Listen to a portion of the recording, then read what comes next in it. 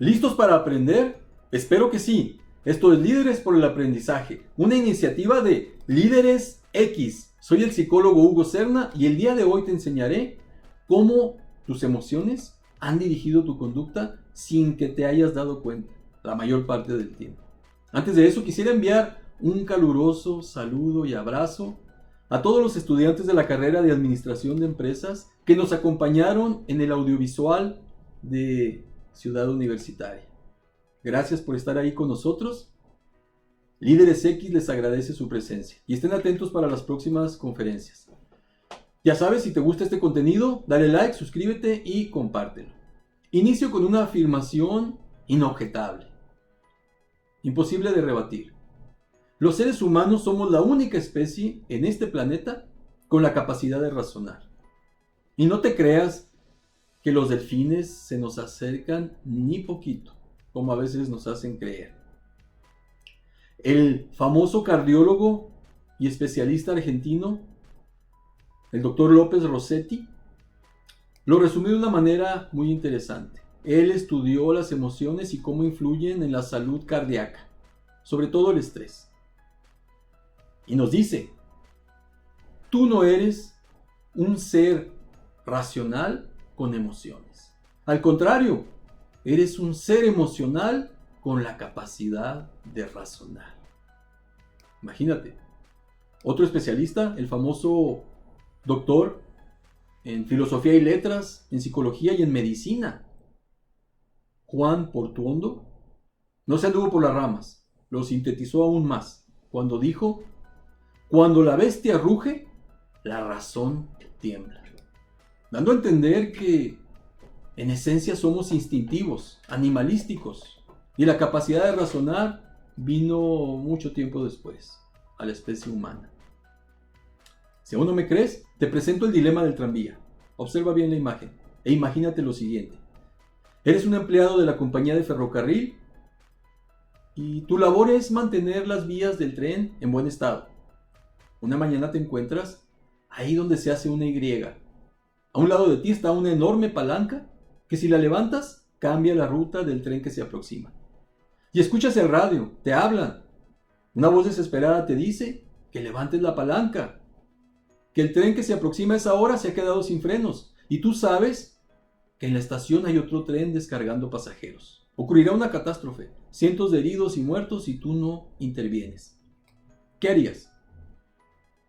Pues si sigues tu capacidad de razonamiento, levantarías la palanca, salvarías, te convertirías en el héroe.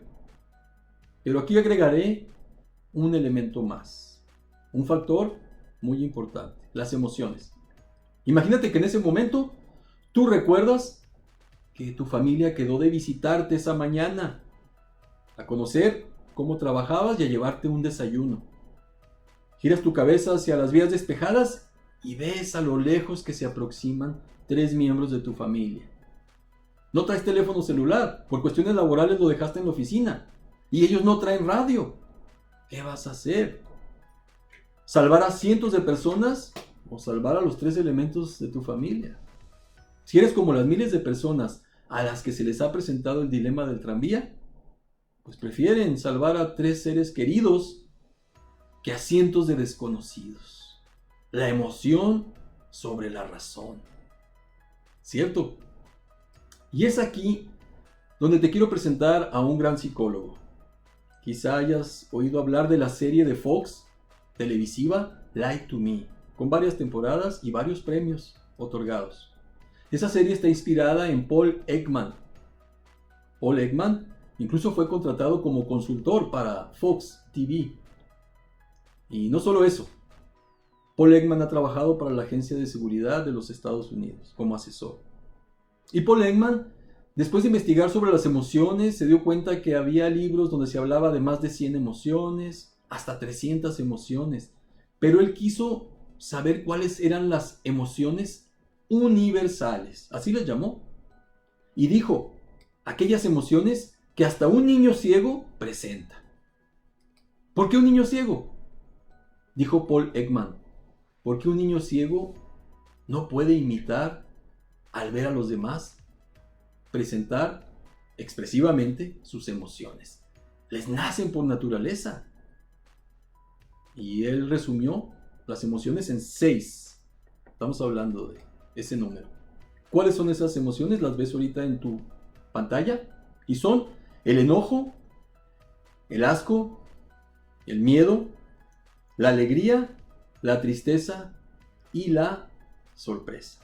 Esas son las emociones universales que existen. Y aquí es donde entra otro gran psicólogo, Daniel Goleman, porque integró a la inteligencia, de la que hablamos en el anterior programa, a las emociones. Y dice Daniel Goleman, también hay una inteligencia emocional. ¿Cómo definió Daniel Goleman a la inteligencia emocional? Bueno, de la siguiente manera, y ahí aparece en tu pantalla. Y nos dice, es la capacidad para reconocer las emociones nuestras y las de los demás, para relacionarnos mejor en la sociedad. Interesante, ¿cierto? Y Daniel Goleman nos da 4 pautas para gestionar nuestra inteligencia emocional. Aquí aparecen en tu pantalla, las leo una por una. Primero, percibir las emociones. Si no te das cuenta que están presentes, pues va a ser difícil gestionarlas. Reconocerlas en los demás y en nosotros. Segundo, comprender las emociones. Y aquí entra la empatía. Ponernos en el lugar del otro. ¿Por qué se está sintiendo así? Enojado, sorprendido, alegre. La tercera, manejar las emociones. Que no nos manejen las emociones. Y no siempre es posible.